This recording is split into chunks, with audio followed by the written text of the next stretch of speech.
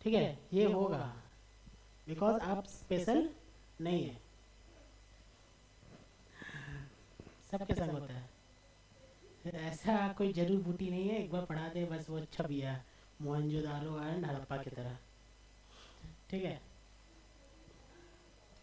वो भी तो मिला था ना उसका, उससे तुम छप बिना रहे कैसे, कुछ तो था ना कि एकदम इनक्रेव हो गया था। हाँ ठीक है, तो पढ़ना होगा।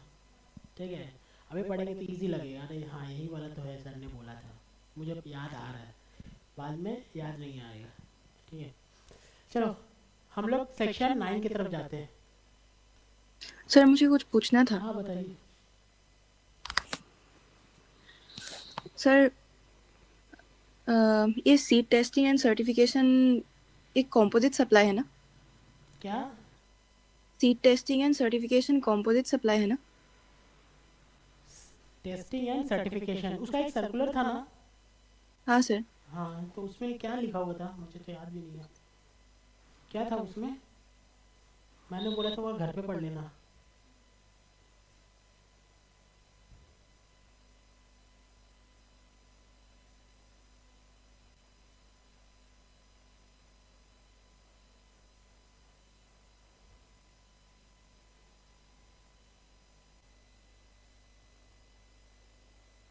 ये है ना? हाँ सर, इसमें प्रिंसिपल सप्लाई कौन सा है जिसके वजह से वो पूरा सप्लाई? मैं पढ़ता हूँ, मुझे याद नहीं है भाई, ऐसा नहीं होता है, मैं पढ़ के आता हूँ फिर समझाता हूँ, मुझे सर्कुलर है तो मैं पढ़ के पढ़ता हूँ क्या है लिखा हुआ है। Seed testing and certification is a multi stage process, बहुत सारे स्टेजेस का प्रोसेस है। The charges the charges for which are collected from seed procedure from seed producer at a different stage। ठीक है, the charges for which are collected from seed producer at a different stage। supply of seed tag to the seed producer is nothing but an element of one integral supply of seed testing and certification। All the above charges, including those issue of seed certificates, tag seed certification agency or Tamil Nadu and Uttarakhand to the seed producing organization company, are collected for composite supply of seed testing, which are exempted by notification of ये service by central government. क्या बोलना चाह रहे हैं? Seed testing and certification is a multi-stage process. The charges for which are collected from a seed producer at different stage। Okay.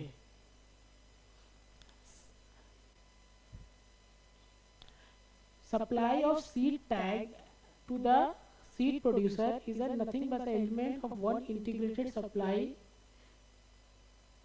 of seed testing certification। All the above charges, including those, इसमें कुछ composite supply का बात नहीं किया है क्या?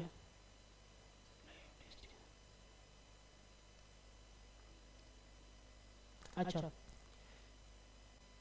बोला है ये प्रोड्यूसर है, प्रोड्यूसर है, ये एक प्रोड्यूसर है, वो सीड प्रोड्यूस करता है, सीड मे बी फूड का सीड, मे बी फ्लावर का सीड प्रोड्यूस करता है, अब वो सीड टेस्ट करने के लिए भेजता है, टेस्ट करने के लिए भेजता है। कहाँ सीड टेस्ट करने के लिए भेजता है? ये आपका एक एजेंसी होता है, जैसे कि यहाँ पे क्या है ना, तमिलनाडु कहाँ लिखा हुआ था, हाँ तमिलनाडु और Uttarakhand certificate seed certification agency, seed certification agency को सीड सर्टिफिकेट सीड टेस्ट करने के लिए भेजते हैं। वो लोग क्या करते हैं, सीड को टेस्टिंग लैब में टेस्ट करते हैं और सर्टिफाई करता है और उसको एक सर्टिफिकेट देते हैं। एक सर्टिफिकेट देते हैं। Seed testing and certification, seed testing करना और सर्टिफिकेशन करना is a multi stage process, एक मल्टी स्टेज प्रोसेस है, ठीक है। The charges for which are collected from seed producer are different stage. अलग ये वाला क्या करता है सर्टिफिकेट, ये गवर्नमेंट एजेंसी होता है एक्चुअली, ये basically it is a government agency, वो इसका चार्जेस लेता है किससे, प्रोड्यूसर से, ठीक है। Supply of seed tag to the producer is a nothing but element of one integrated supply of seed. ये सीड को टैग करना, सीड को टैग करना, सर्टिफिकेट देना, टेस्टिंग करना, all are the integrated supply, composite supply, ठीक है। वो अलग अलग सप्लाई नहीं है, सीड टेस्टिंग सप्लाई में ही सारा कुछ आता है। It comes under the composite supply of testing, certification and tagging, ठीक है। और मल्टी प्रोसेस जो भी है, दो आर द कंपोजिट सप्लाई। पहला बात ये बोला कंपोजिट सप्लाई में। दूसरा बात बोला है कि जो ये सीड टेस्ट करता है ना, इट इज एन एग्जेम्प्ट, कहाँ लिखा है, हाँ, it is an exempt service, इसके ऊपर जीएसटी नहीं लगता, ये एडिशनली बोला है यहाँ पे, ये वाला, ठीक है। Service by state government, central government by way of testing, certification and relating to safety consumer and public at large required under any law.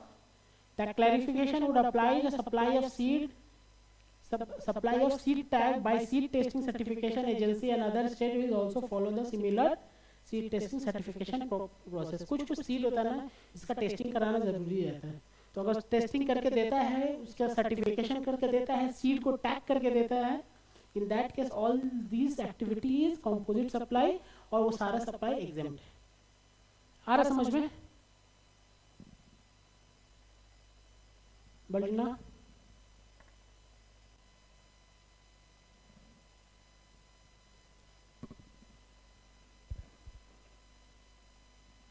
lost your network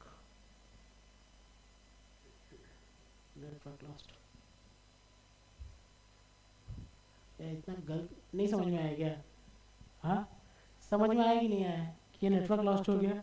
होता है ना, कुछ ऐसा चीज मांग लिया, दिया ही बुझ गया। हाँ सर, को बोलने का मतलब यहाँ पे ये है कि अलग एक प्रोसेस है, सारा प्रोसेस एक कंपोजिट सप्लाई ही है। एक क्या प्रोसेस है सर? क्या मेन एक्टिविटी क्या है? Seed testing activity. उस एक्टिविटी में डिफरेंट प्रोसेस होता है, सीड टैगिंग होता है, टेस्टिंग होता है, सर्टिफिकेशन होता है, सारा is under the seed testing activity में आता है, वो सारा का सारा ही एग्जेम्प्ट है, ठीक है। तो समझ में आ रहा है?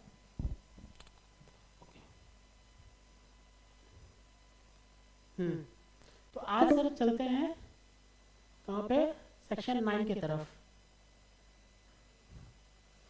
सब सेक्शन से सबसे इजी है, ओह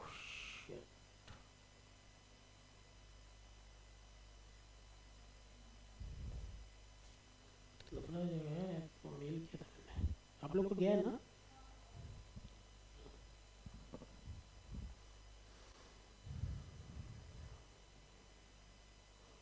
मेल में, व्हाट्सएप पे मैंने अच्छा वो लिख कर दिया था। अब कुछ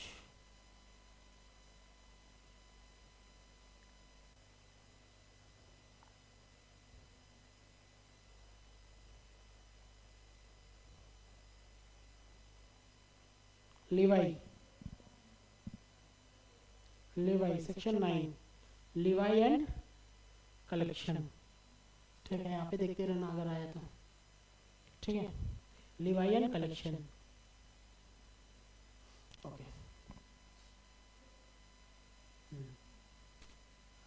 सर सेक्शन 9 क्या बोलता है आपको?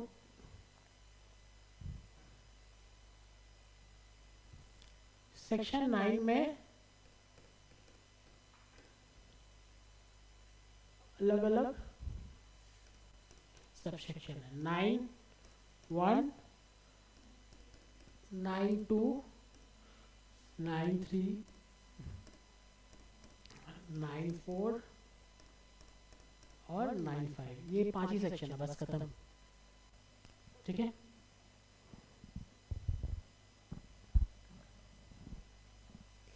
सर 91 क्या बोलता है? आ गया।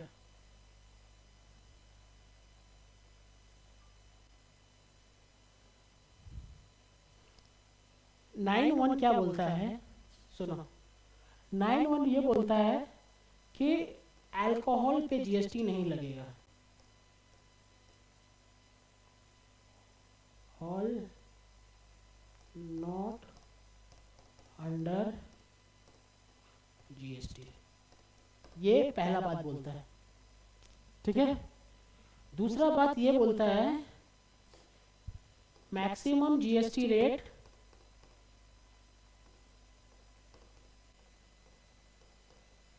इज 40%, मतलब कि सर 20% सीजीएसटी और 20% एसजीएसटी। आ रहा समझ में? ये दो चीज भी लगेगा। कोई भी प्रोडक्ट में जीएसटी लगता है, ठीक है, और जीएसटी किसके पास जाता है? आंसर इज गवर्नमेंट के पास। तो दूसरा आंसर है कौन सा गवर्नमेंट के पास? तो डिपेंड करता है। अगर आपके ऊपर बोल दिया कि सर ये आपका जीएसटी 18% लगेगा, तो अगर आईजीएसटी लगा रहा है तो वो डायरेक्टली सेंट्रल गवर्नमेंट के पास जाएगा। मैंने बताया था आपको, गवर्नमेंट बाय सेंट्रल गवर्नमेंट।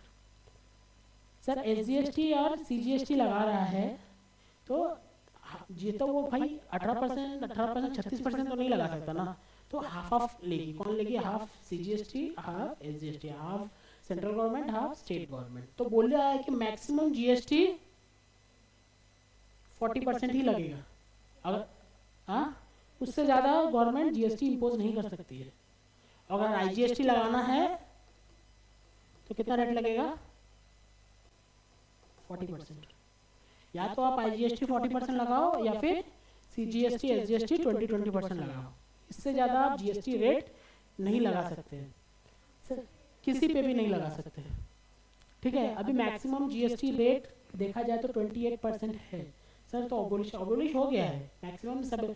कुछ कुछ सिन प्रोडक्ट है, टोबैको, सिगरेट, ठीक है, कुछ कुछ सिन प्रोडक्ट है, मतलब पाप सिन प्रोडक्ट है जिसमें जीएसटी रेट आज भी 28% है।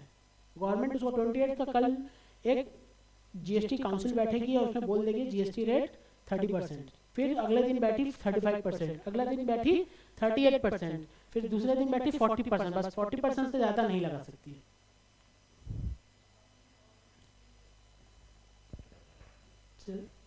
जीएसटी वैट, ठीक है, नहीं वैट नहीं लगता है, जीएसटी लगता है। ठीक है, अल्कोहल पे जीएसटी नहीं लगता तो क्या लगता है? वैट। क्लियर है? अल्कोहल फॉर ह्यूमन कंजम्पशन, ये समझ में आ रहा है? तो मैंने 91 दो ही चीज बोलता है sir, alcohol for human consumption में जीएसटी नहीं लगेगा, लेकिन क्या लगेगा? वैट। ये नहीं बोलता है, लेकिन मैं बोल रहा हूँ कि वैट ही लगेगा। जिसपे जीएसटी नहीं लग रहा है इसका मतलब वैट है उसके अंदर बोला। और मैक्सिमम जीएसटी रेट आपका 40% लगेगा। ठीक है, 92 में क्या बोला? 5 पेट्रोलियम प्रोडक्ट पे जीएसटी नहीं लगेगा। क्या क्या है?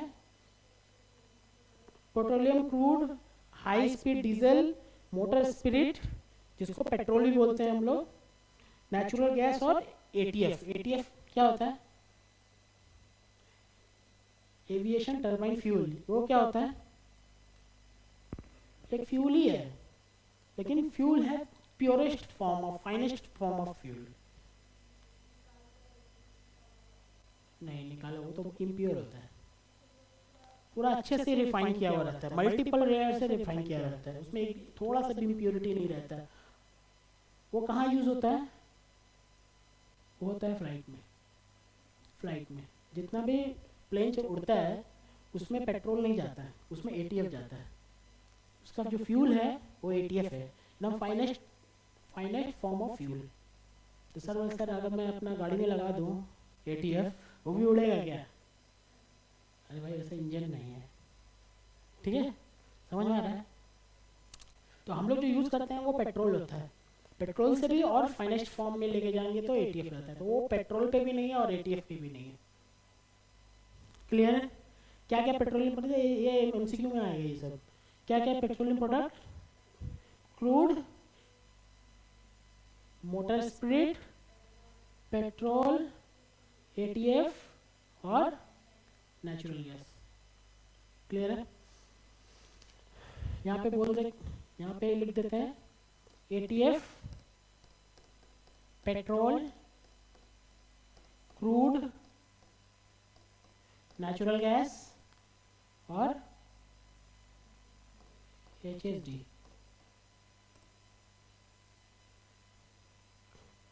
तो क्या लगता है इस पे? नहीं लगता ना, जीएसटी नहीं लगता। ये नहीं मैंने बोला टैक्स नहीं लगता, ऐसा नहीं बोला, मैंने बोला जीएसटी नहीं लगता इस पे। हाँ, क्लियर है?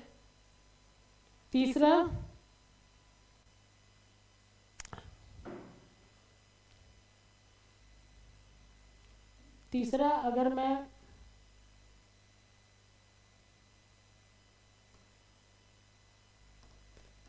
ये दोनों एक भाई भाई जैसा है,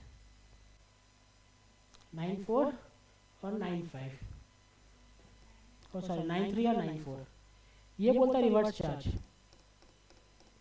आरसीएम। क्या बोलता है? RCM, reverse charge mechanism.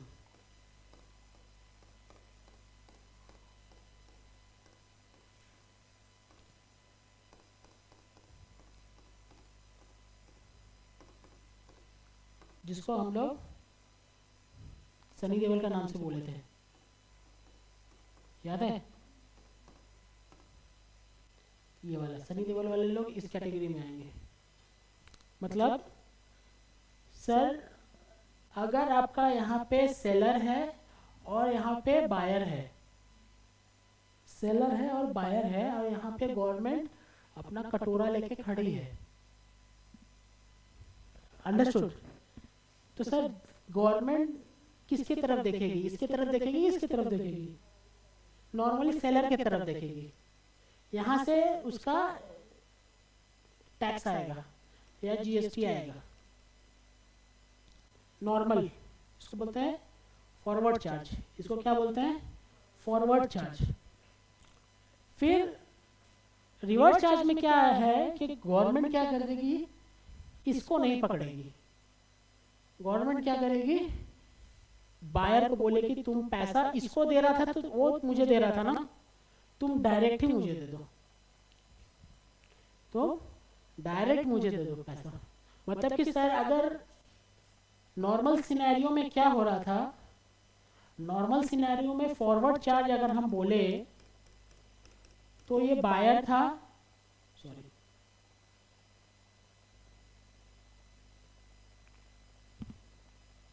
ये सेलर था, ये बायर था, है ना? ये सेलर था, ये बायर था। ये इसको टैक्स इनवॉइस दिया, ये इसको टैक्स इनवॉइस दिया 1000 रुपीज प्लस जीएसटी 18%, 180, 1180 का टैक्स इनवॉइस दिया। क्लियर? और ये इसको कितना दे दिया? 1180। क्लियर है? और यहाँ पे गवर्नमेंट बैठी है कटोरा लेके,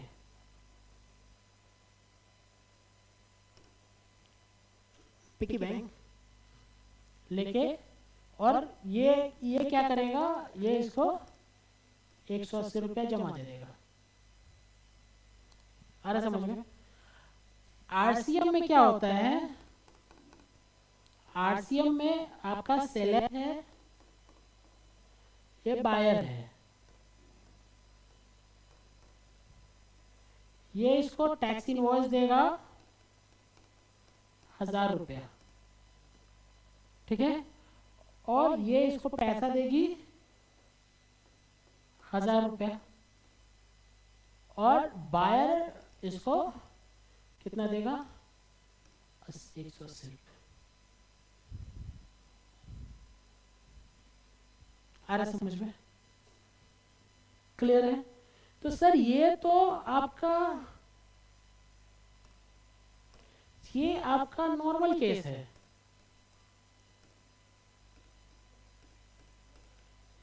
ये आपका नॉर्मल केस है और ये आपका हाँ ये आपका स्पेशल केस है। स्पेशल केस को हम लोग लॉ के लैंग्वेज में क्या बोलते हैं? आरसीएम। और ये कहाँ लिखा है? सेक्शन 9(3) एंड सेक्शन 9(4) में। और ये ज्यादा इंपॉर्टेंट है।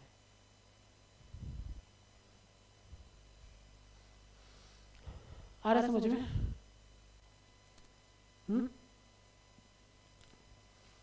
और ये कहाँ लिखा है सर? ये नहीं लिखा है। ये हमेशा एप्लीकेबल है और ये स्पेशल केस बना के इसको डाल दिया। Online class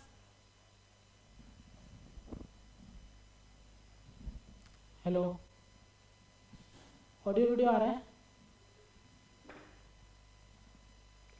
can't hear you sir. Online class? हाँ सर। टेस्टिंग मैंने बता दिया था, आपने सुना क्या कि नहीं सुना? सर लास्ट तक नहीं सुन पाई। लास्ट में नहीं सुन पाए। ऑनलाइन क्लास के लिए एक बार देता हूँ। यहाँ पे क्या बताया था मैंने?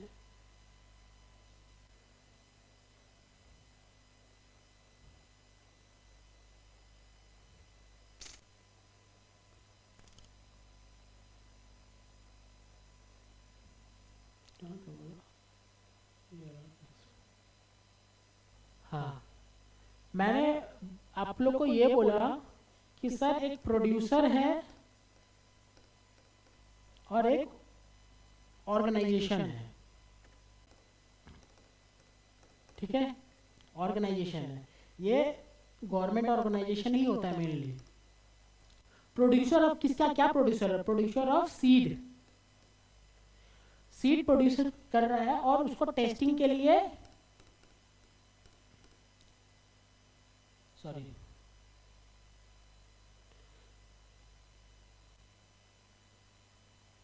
उसको सीड सर्टिफिकेशन के लिए कहाँ भेज रहा है?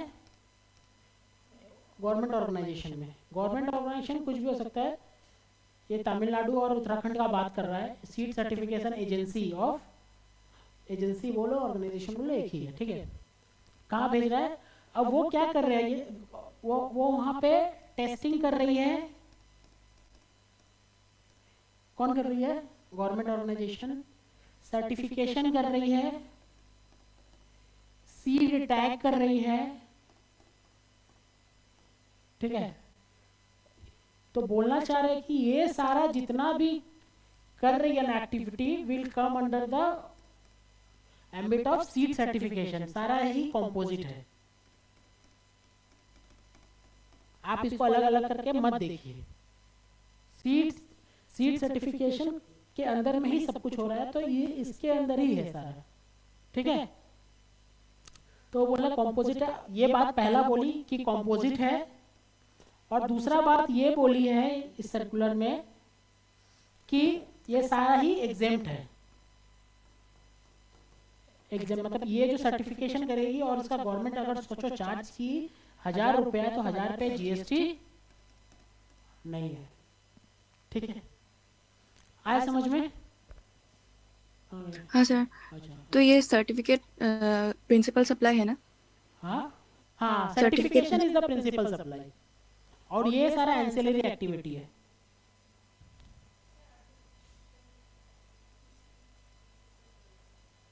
नहीं, सर्टिफिकेशन ही भेजती है, सर्टिफिकेशन के लिए भेजती है। क्लियर है? हाँ सर। ठीक है, उसके बाद आप लोग का यहाँ पे कनेक्शन नहीं था, तो मैंने सेक्शन मैं सेक्शन 9 में गया, सेक्शन 9 में मैंने बोला कि सर सेक्शन 9 में 5 पार्ट है, ठीक है, अभी तो इसमें दिखा सकते हैं।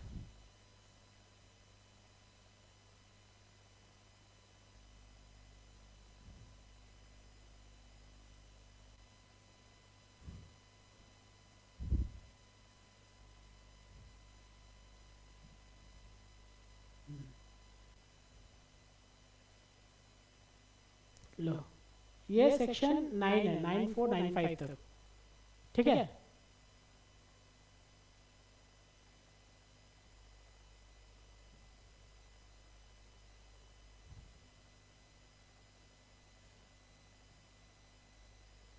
ठीक है, इसमें 5 पार्ट है, 91, 92, 93, 94, 95, ठीक है। तो मैंने बोला 91, 92, 93, 94, 5 पार्ट है, तो क्या है? सबसे पहले मैंने बोला सर 91 में लिखा है alcohol is not under GST, ठीक है, अल्कोहल जीएसटी में नहीं आएगा। कहाँ लिखा है? सेक्शन 9(1) में लिखा है, ठीक है। तो कहाँ आएगा? वैट में आएगा। ये कहाँ लिखा है? ये कहीं नहीं लिखा है, खाली यही लिखा है कि जीएसटी में नहीं आएगा। पहला बात ये। दूसरा पैरा में क्या लिखा है कि मैक्सिमम जीएसटी रेट कितना लगेगा? 40%। आईजीएसटी लगाना तो 40% और सीजीएसटी लगाना तो 20%। क्लियर है? सेक्शन 9(2) में बोला है 5 पेट्रोलियम प्रोडक्ट,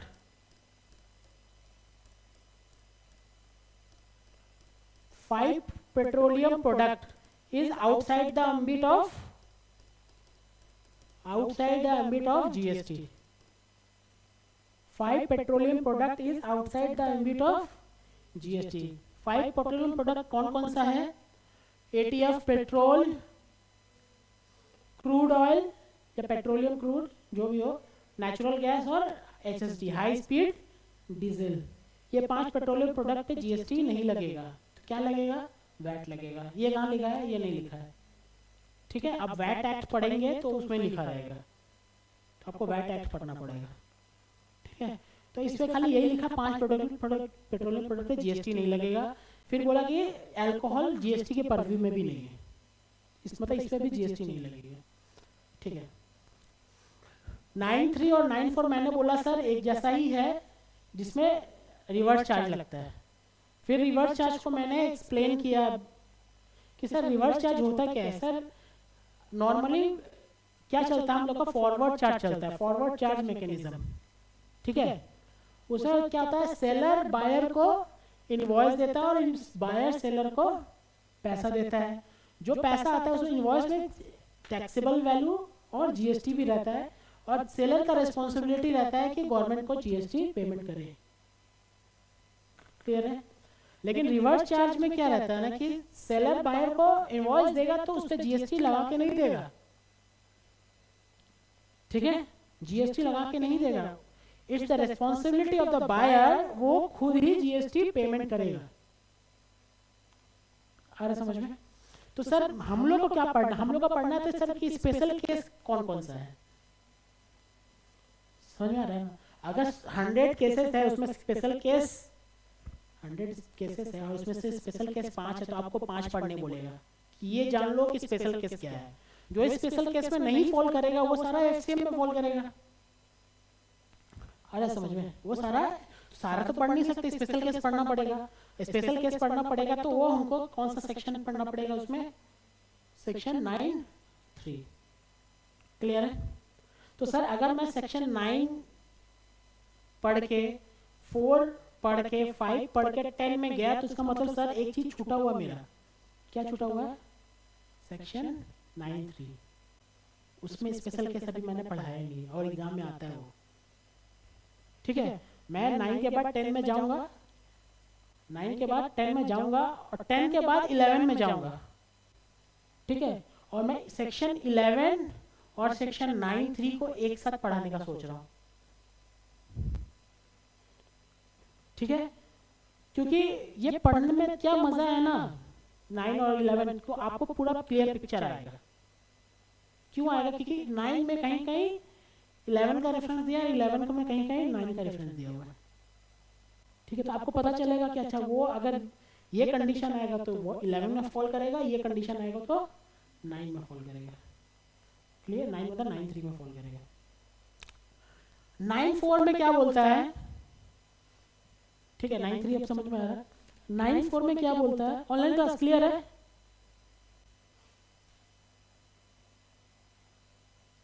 ओके।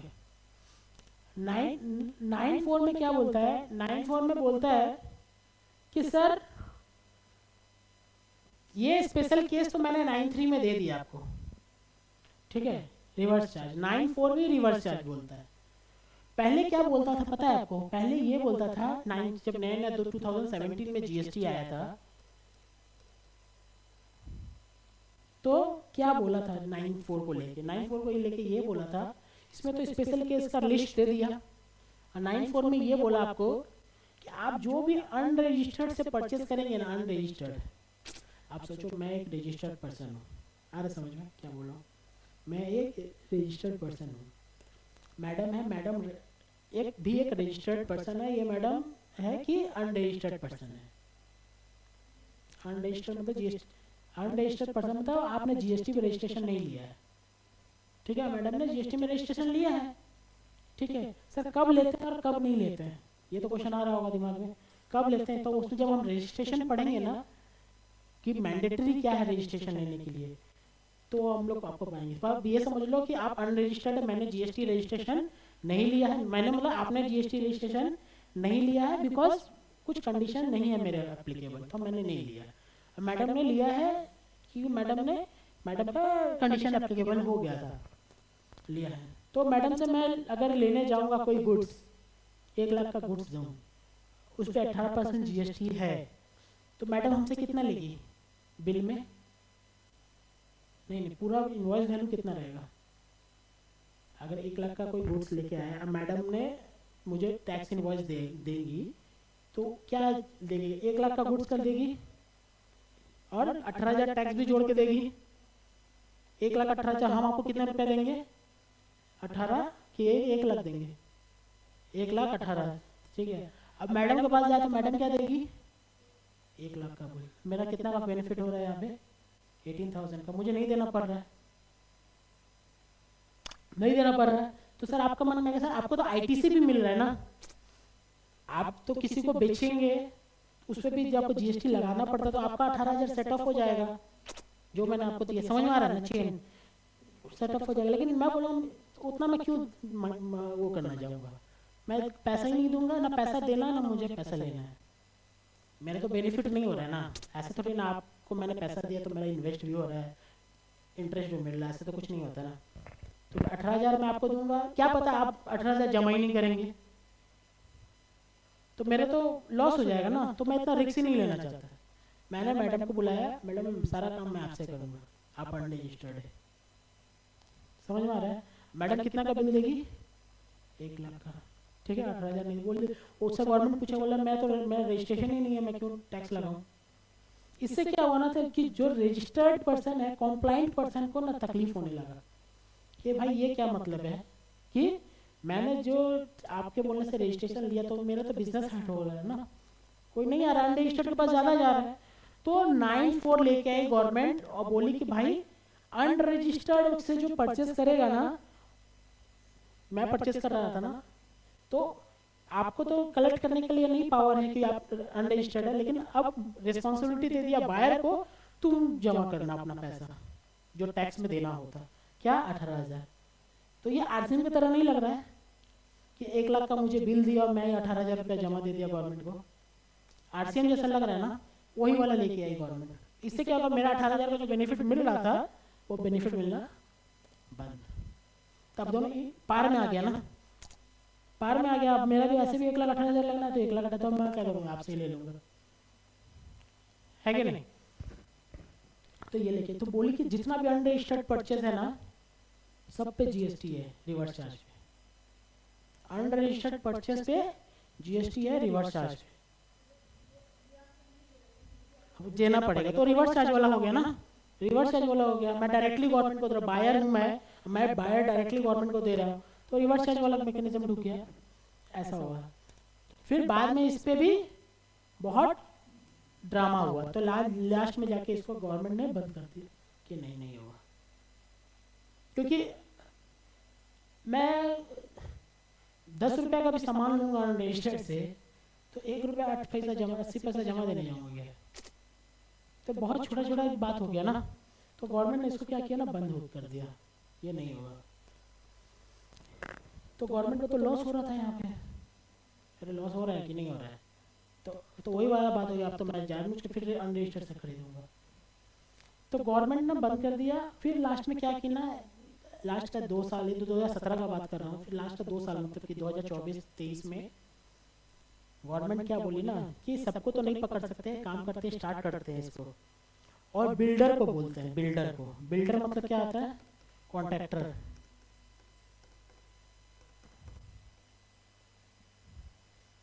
कॉन्ट्रैक्टर को बोलते हैं, ठीक है। कॉन्ट्रैक्टर को क्या बोलते हैं,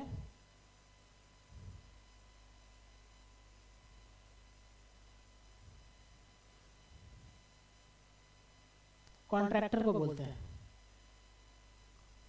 क्या बोली गवर्नमेंट, तो government on recommendation of council, किसके रिकमेंडेशन से, काउंसिल स्पेसिफाई एक रजिस्टर्ड पर्सन, एक क्लास ऑफ रजिस्टर्ड पर्सन को स्पेसिफाई कर दी कि सबको तो अभी नहीं कर सकते हैं, स्टार्टिंग करते हैं कहीं से, तो एक क्लास ऑफ रजिस्टर्ड पर्सन को स्पेसिफाई कर ली। इसमें कौन सा आया, बिल्डर आ गया, ठीक है। Who shall in respect of specified category of goods and service receive from unregistered person pay reverse charge, ठीक है। और उसको बोली कि तुम, ये बात देखो बुक में क्या लिखा है, 80% की चेंज किया है,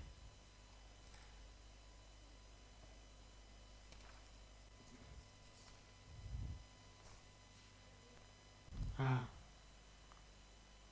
प्रोमोटर, बिल्डर नहीं, प्रोमोटर को बोली। प्रोमोटर समझ में आ रहा है ना, वो बिल्डर ही होता है एक्चुअली। प्रोमोटर को बोली कि आप जितना भी इनपुट, कोई प्रोजेक्ट, कंस्ट्रक्शन प्रोजेक्ट में कोई भी इनपुट अगर यूज कर रहे हैं, इनपुट समझ में आ रहा है क्या बोल रहा हूं मैं, एक प्रोमोटर बिल्डिंग बना रही है, बिल्डिंग बना रही है ना, उसमें इसका इनपुट लगेगा, मटेरियल, सीमेंट, बालू, ईंट, टीएमटी बार लगेगा ना, अरे नहीं लगेगा क्या, ऐसे बना देगी क्या, लगेगा। तो बोला जितना भी इनपुट या input service, input service, service में मतलब क्या, लेबर या फिर कोई मशीन लेके आए ऑन रेंट पे, कुछ भी हो सकता है, वो जितना भी अगर आप प्रोक्योर कर रहे हैं ना, वो रजिस्टर्ड से करना पड़ेगा। कितना, आपका प्रोजेक्ट 1 करोड़ का है ना, 1 करोड़ का प्रोजेक्ट है, उसका 80% कम से कम मिनिमम, जितना भी प्रोजेक्ट है उसका मिनिमम 80% क्या करना होगा, रजिस्टर्ड से परचेस करना होगा। 94 क्या है, 94 अनरजिस्टर्ड परचेस पे आपका टैक्स लगाने का बात कर रहा था ना, तो हटा दिया। मार्केट में आउटरेज हो गया कि कैसे आप कर रहे हैं, सब पे टैक्स लगा दे रहे हैं, वहां से बंद कर, लेकिन अभी स्टार्ट कर दिए। वो स्टार्ट करने में क्या किए, सबसे पहले किसको टारगेट किए, सबसे पहले प्रोमोटर को टारगेट किए। प्रोमोटर को बोला भाई तुम्हारा जितना भी प्रोजेक्ट है, उस प्रोजेक्ट का कॉस्ट का 80% तुमको रजिस्टर्ड से परचेस करना पड़ेगा, सो दैट हमको भी टैक्स मिले। किसको, गवर्नमेंट को। गवर्नमेंट जानती है जो प्रोजेक्ट बनती है, बड़ा बड़ा प्रोजेक्ट, वो करोड़ों में बनता है, ठीक है, 200, 300, 500 करोड़ का प्रोजेक्ट रहता है। तो जो प्रोजेक्ट का 80% वो आप रजिस्टर्ड से करना पड़ेगा, तो हम उस पर आरसीएम नहीं लगेगा। सर 1 करोड़ का 80% कितना हो गया, 1 करोड़ का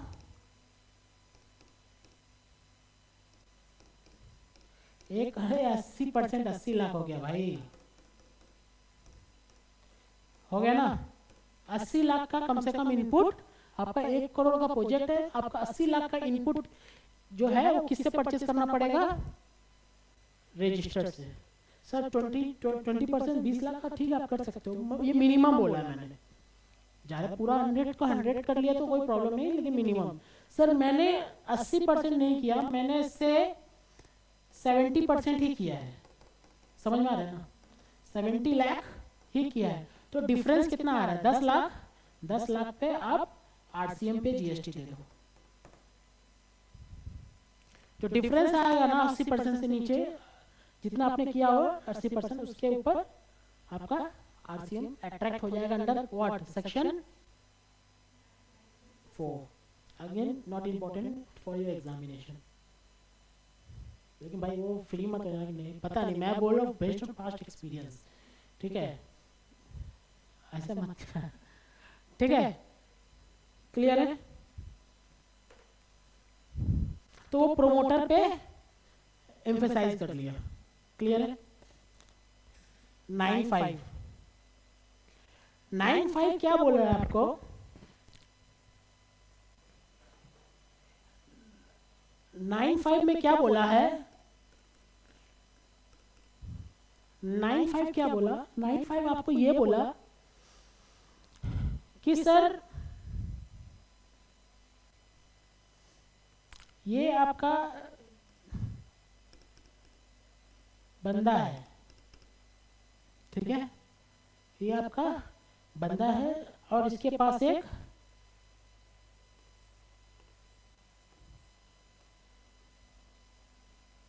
क्या है, ये गाड़ी है। सर आजकल मैं बना पा रहा हूँ यार, हाँ गाड़ी है, ठीक है, वो गाड़ी मतलब कि समझ लो ये कैब है, ठीक है। वो बंदा क्या किया, उसको ओला उबर में दे दिया,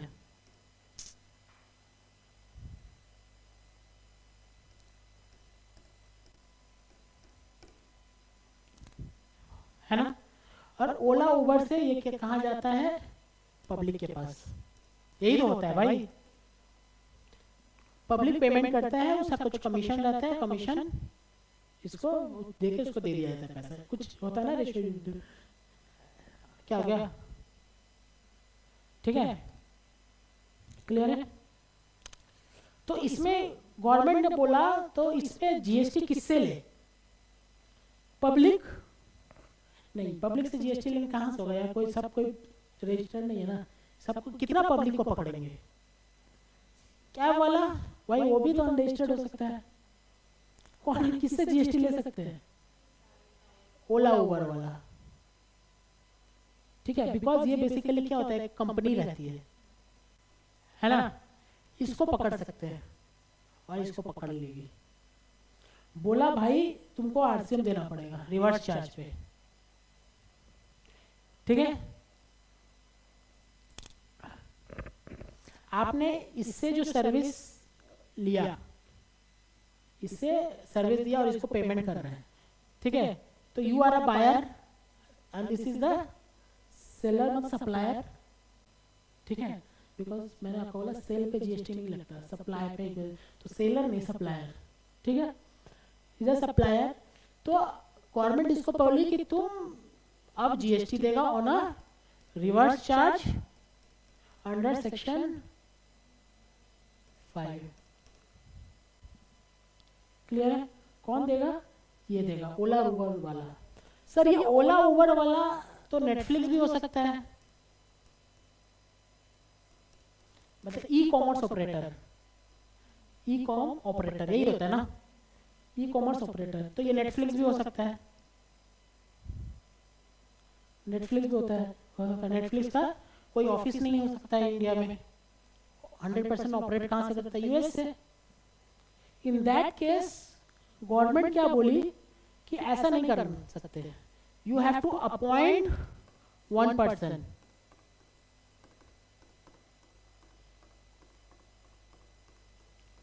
in India to pay GST.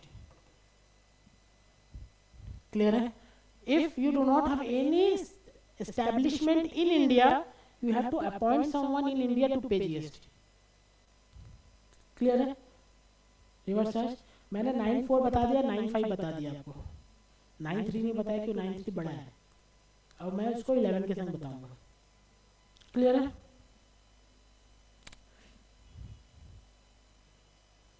देखते हैं, थोड़ा पढ़ते हैं। द गवर्नमेंट में 9.5 पढ़ते हैं। द गवर्नमेंट में ऑन रिकमेंडेशन, गवर्नमेंट कुछ भी करती है खुद से नहीं करती है, किसके रिकमेंडेशन से करती है? जीएसटी काउंसिल के। सर काउंसिल कैसे बनता है वो मैं बताऊंगा। स्टार्टिंग में जब था ना जो छोड़ के गया एडमिनिस्ट्रेशन वाला पार्ट, उसी में था। ठीक है, पढ़ लेता है, वो उतना ज़्यादा इंपॉर्टेंट है नहीं, एमसीक्यू में आता है। आता तो है सब 7 से, सेक्शन 7, 8, 9, 10 ये सब आता है। वो तो एमसीक्यू में तो बाद में बता दूंगा, तो वो क्या एमसीक्यू राइट कर देंगे आपको। ठीक है, the government on recommendation of the council by notification, council निकालती है और कैसे निकालती है? नोटिफिकेशन के थ्रू निकालती है। ठीक है, स्पेसिफाई कैटेगरी ऑफ सर्विसेज। ठीक है, वहाँ तो ये तो बेयर एक्ट है ना, आपको बोलती है स्पेसिफाई कैटेगरी ऑफ सर्विस। क्या क्या services? The tax on intra state supply of which paid by e commerce operator. कौन tax paid by? E commerce operator if such service is supplied through it. ठीक है, e commerce operator के through supply करेंगे तो कौन payment करेगा? E commerce operator. All the provision, कौन सा provision? All the provision shall apply to e com. All the provision, जितना भी प्रोविजन किसके ऊपर अट्रैक्ट करेगा? ई कॉम के ऊपर। मतलब ये पब्लिक के ऊपर अट्रैक्ट नहीं करेगा। As he is the supplier for paying tax in relation to, मान लिया जाएगा वो ही इज द सप्लायर। ठीक है, मान लिया जाएगा ही इज द सप्लायर। कौन सप्लायर? ई कॉम, और उसी के ऊपर टैक्स का प्रोविजन अप्लाई होगा। क्लियर है?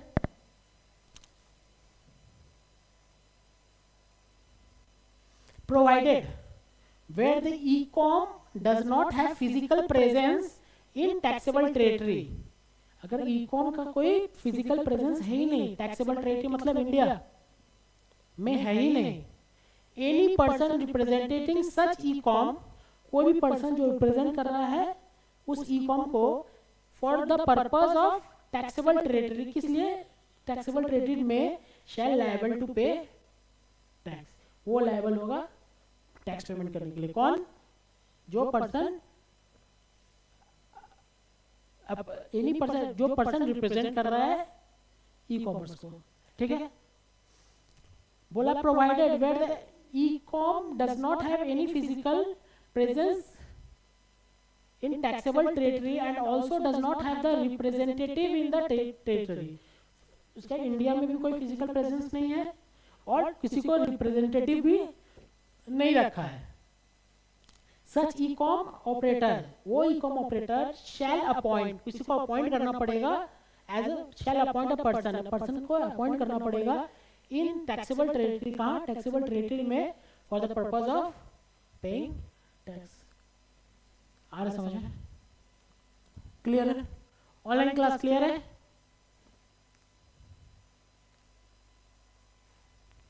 Madam okay. सेक्शन 5 हो गया, 4 मैंने बता दिया, 3 मैं बाद में बताऊंगा, ये तो बता दिया, और 1 बता दिया। ठीक है,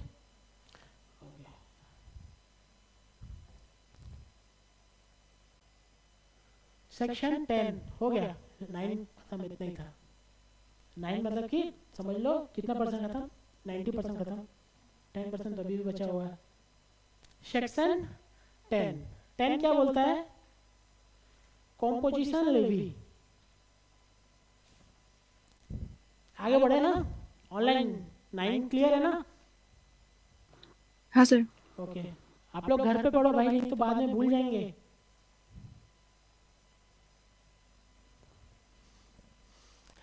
सेक्शन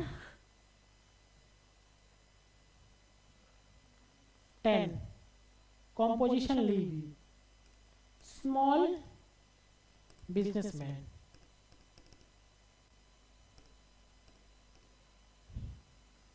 ठीक है, स्मॉल बिजनेसमैन, छोटे वाले, मैंने बताया था ना स्मॉल बिजनेसमैन। अरे जेठालाल को बताया था ना, जेठालाल बताया था ना, छोटा छोटा बिजनेसमैन, बहुत स्मॉल बिजनेसमैन की बात कर रहा है।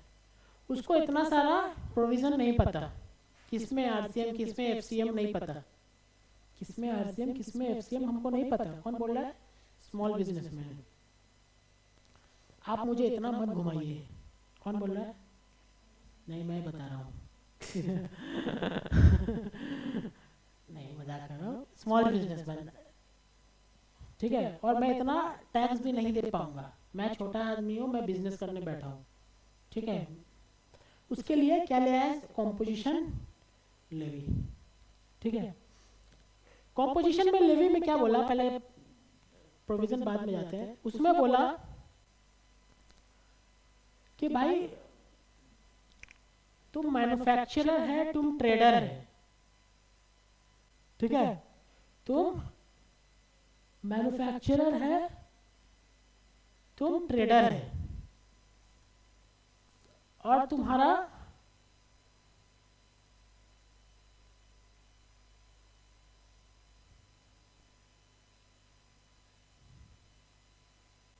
क्या हो गया?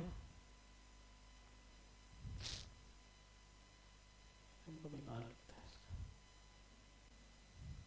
डाउनलोड नहीं किया क्या मैंने? डाउनलोड किया है ना?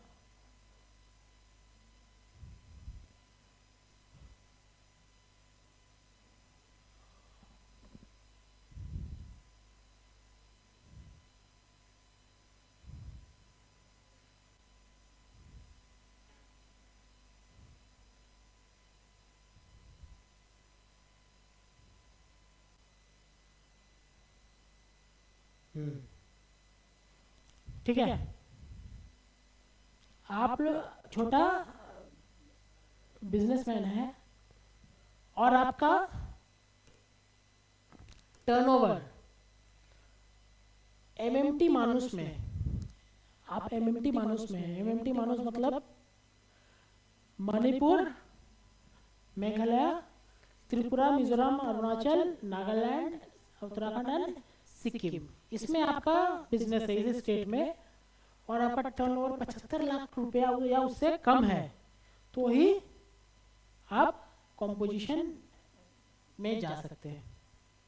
मतलब अगर बोल देगा कि गवर्नमेंट बोल दिया कि चलो, गवर्नमेंट बोल दिया कि चलो छोटा बिजनेसमैन के लिए एक इजी स्कीम लेके आता है, तो सबको तो उसी में जाएगा।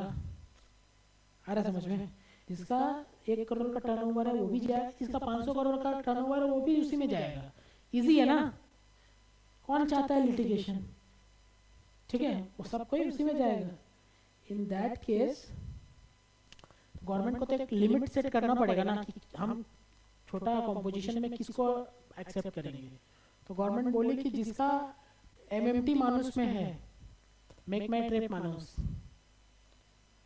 ठीक है, वो उसका पकड़ेंगे 75 लाख का टर्नओवर, तो 75 लाख या उससे नीचे रहेगा तो मानेंगे कि वो स्मॉल है, और other than 1.5 crore, 1.5 crore double, double ही हो गया ना? ठीक है, डबल।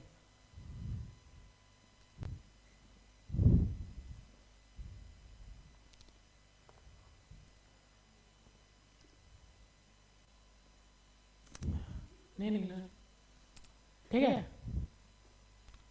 क्लियर है?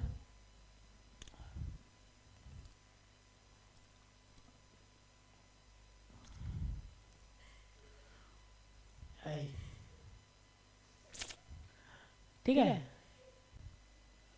1.5 करोड़ या 75 लाख, 7.75 लाख से अगर टर्नओवर कम है तो, या 75 लाख तक है तो यहाँ पे, और अदर देन स्टेट में 1.5 करोड़, उन लोग को मान लेंगे you people are eligible for composition scheme under section 10।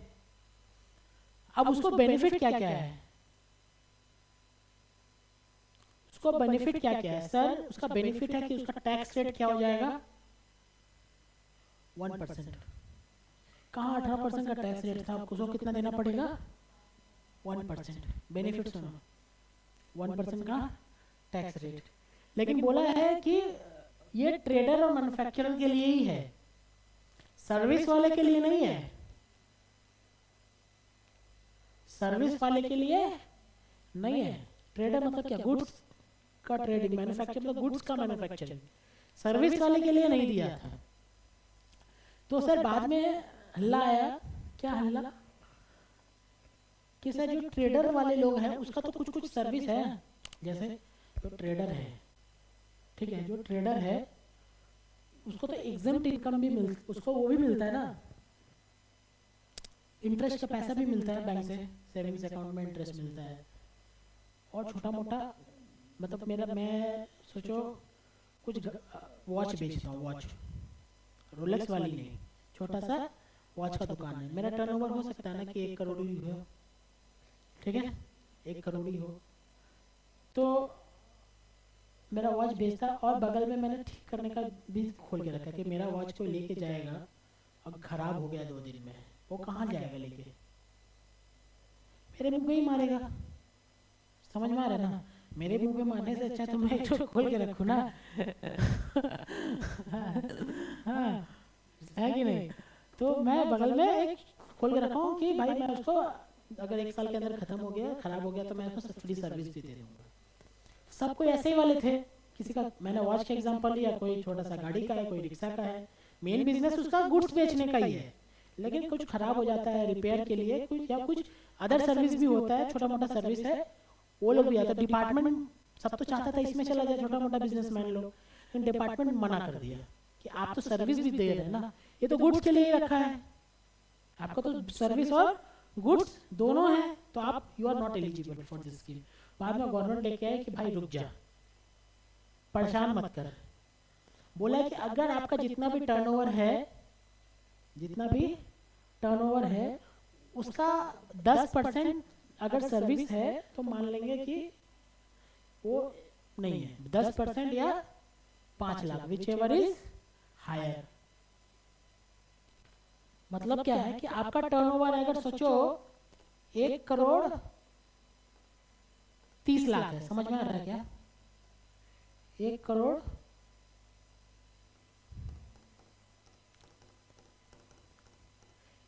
30 lakh है टर्नओवर है, घड़ी बेचने का दुकान है, 1 करोड़ 30 लाख। अब छोटा मोटा सर्विस भी करते हैं, 1 साल के अंदर आ जाए फ्री में, जो 1 साल के बाद है उसको कुछ पैसा लेके सर्विस करके देते हैं।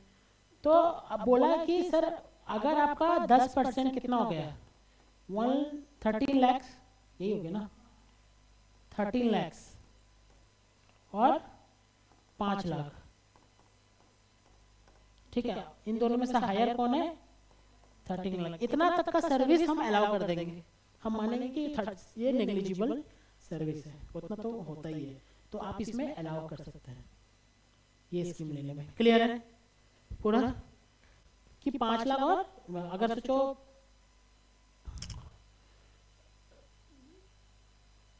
अगर सोचो 40 लाख का टर्नओवर है तो उसका 10% कितना हो गया, 4 लाख और 5 lakh, whichever is higher, मतलब 5 लाख का तक का सर्विस हम अलाउ कर देंगे कि इतना सर्विस मान लेंगे, ठीक है। पहला चीज ये बोला। दूसरा चीज क्या बोला, ये जो बंदे लोग हैं ना उसको कॉम्पोजिशन नहीं मिलेगा, उसको कॉम्पोजिशन नहीं मिलेगा। क्या क्या बंदा है, आइसक्रीम बेचने वाले, जो आइस बेचने वाले नहीं, मैन्युफैक्चरिंग वाले, ठीक है, edible ice, whether not cocoa, paan masala, aerated water, tobacco, flash bricks, building brick, earth and roof and tiles वाइल्स बेचते हैं उन लोग के लिए, ठीक है। बस याद रख लेना, ठीक, लिखने में काम आएगा, याद तो थोड़ा करना पड़ेगा, you are student, you have to bear with it, ठीक है। ये लोग वाले हैं उसको, अगर ये लोग वाले हैं तो वो लोग कॉम्पोजिशन में नहीं जा सकते। क्लियर है बात? बाकी ट्रेडर मैक्सिमम 10% और 5 लाख विचेबल है तक एक्सेप्टेबल है, उसका रहेगा। पहला बात समझ में आ रहा है? तो अब आउटरीच करने लगे कौन लोग, सर्विस वाले लोग। बोला दादा मैंने क्या गुनाह किया, मैंने मतलब सर्विस होल्डर वाले लोग ने क्या दिक्कत किया आपको, आप मुझे भी तो दीजिए स्कीम। तो भाई उन लोग को बोला गया, तो पहले बात तो रेस्टोरेंट को लेके आया कि रेस्टोरेंट वाले लोग हैं ना या आउटडोर सर्विस वाले हैं, वो तो सर्विस देते हैं ना, रेस्टोरेंट सर्विस, रेस्टोरेंट क्या गुड से ही सर्विस है, सर्विस कहाँ पढ़ गए, शेड्यूल 2 में है ना। वो रेस्टोरेंट वाले लोग हैं और रेस्टोरेंट वाले को भी हम मान लेंगे सप्लाई ऑफ, मतलब अगर वो कॉम्पोजिशन लेना चाहते हैं तो वो ले सकते हैं। उसको जीएसटी रेट कितना देना पड़ेगा, 5%।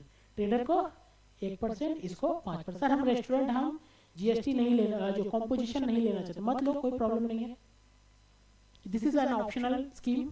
किसी का अगर 30 लाख का टर्नओवर है, वो चाहता है कि हम नॉर्मल में जाए तो जा सकता है। That's not compulsory, that's optional. ठीक है, चलो बाय, थैंक यू। नेक्स्ट पढ़ के नेक्स्ट कल कॉम्पोजिशन खत्म करेंगे, कॉम्पोजिशन खत्म करेंगे और आरसीएम को थोड़ा टच अपॉन करेंगे कि 11 10 के बाद 11 आएगा ना, 11 और 9 3 करेंगे।